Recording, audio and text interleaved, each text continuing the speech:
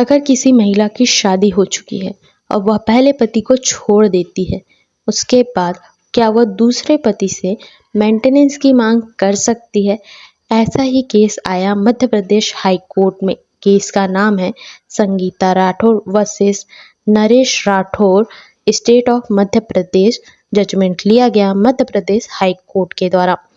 सबसे पहले केस के बारे में समझते हैं कि पहले पति के साथ वह शादी करती है महिला, जिनका नाम है संगीता राठौर। वह पहले शादी करती है, कुछ समय बीत जाने के बाद ना उसे रीज़न बताया जाता है, ना उससे डिवोर्स लिया जाता है, ना उसे तथ्यों की जानकारी दी जाती है कि वह छोड़ना क्यों चाहती है, और कुछ समय बाद वह अचानक से पहले पति को छोड़ देती है। तो ना उनकी डेथ हुई है, ना डिवोर्स दिया गया है, ना उसे जानकारी दी गई है। पहले पति को छोड़कर वह एक दूसरे व्यक्ति के साथ शादी कर लेती है। वह दूसरा व्यक्ति उनका दूसरा पति कहलाएगा। कुछ समय बाद वह दूसरे पति के साथ में भी झगड़ा स्टार्ट हो जाता है, और झगड़े स्टार्ट होने के बाद वह अलग होने का निर्णय लेते हैं। बट उनकी पत्नी चाहती है कि उनका दूसरा पति उन्हें मेंटेनेंस दे। फैमिली कोर्ट में यह पिटीशन फाइल किया गया। मेंटेनेंस के अंतर्गत सीआरपीसी के सेक्शन 125 के अंतर्गत यह मांग की गई। फैमिली कोर्ट में यह निर्णय लिया गया कि पहली पत्नी अगर मेंटेनेंस की मांग करती है तो उसे मेंटेनेंस दिया जा सकता है, बट दूसरी पत्नी को मेंटेनेंस नहीं दिया जा सकता। फैमिली कोर्ट के निर्णय से वह खुश नहीं थी। खुश ना होने के कारण वह पिटीशन फाइल करती है हाई कोर्ट में। मध्य प्रदेश हाई कोर्ट का यह कहना है कि आप इनकी पहली पत्नी नहीं है, आप इनकी दूसरी पत्नी है, और सीआरपीसी के सेक्शन 125 के अंतर्गत आपको सेम ऐसा ही केस हाईलाइट किया मध्य प्रदेश हाई कोर्ट ने।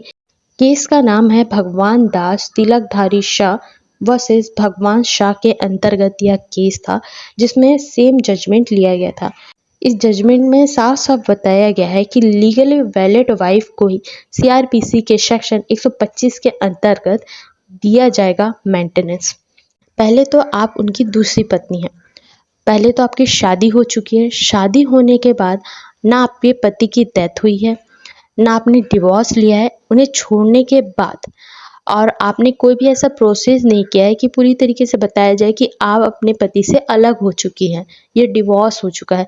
ऐसा कोई भी तथ्य नहीं है। आप छोड़कर आ गई तो अभी भी आप उनकी वाइफ है, और ये लीगल प्रोसेस होता है। अगर आप ऐसा कार्य नहीं करते तो आप तब भी उनकी वाइफ है जब तक आप डिवोर्स नहीं लोगे।